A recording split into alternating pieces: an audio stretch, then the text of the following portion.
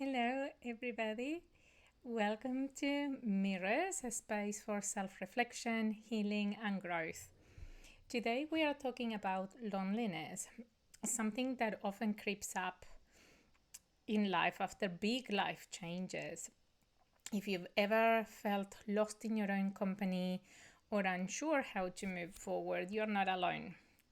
Let's explore how solitude can be transformed from something painful into something powerful. I have a story here that I want to share with you all. This story talks about Anna's journeys through loneliness, and that's the name, Anna's journeys through loneliness.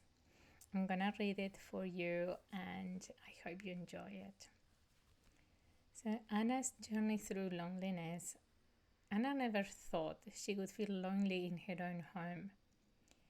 She had spent years craving peace, dreaming of quiet evenings where she could just breathe.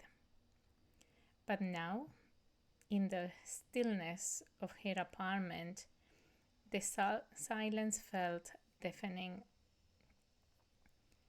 The evenings were the hardest.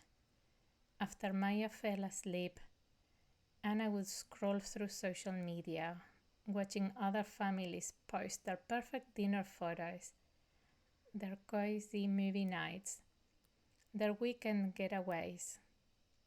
A pang of longing settled in her chest. She had her freedom, for sure, but what was she supposed to do with it?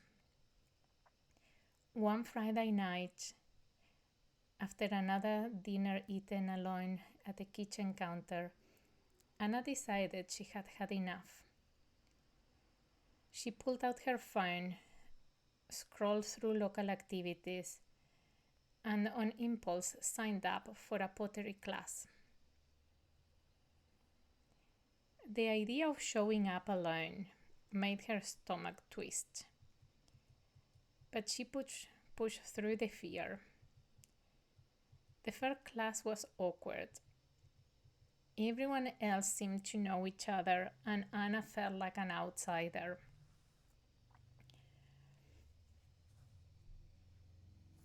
She sat at her wheel, hands clumsy with the clay, her inner critic whispering, "You don't belong here." But she kept going. By the third class, something had shifted. She started laughing at her own wobbly pots instead of criticizing them. By the sixth class, a woman next to her said, "Your bowls are getting better," and invited her out for coffee. Anna realized something important that day. Loneliness wasn't about being alone, it was about disconnection. And connection started with small, brave steps. From then on, she made a promise to herself. One new experience a week. One social invitation she wouldn't turn down.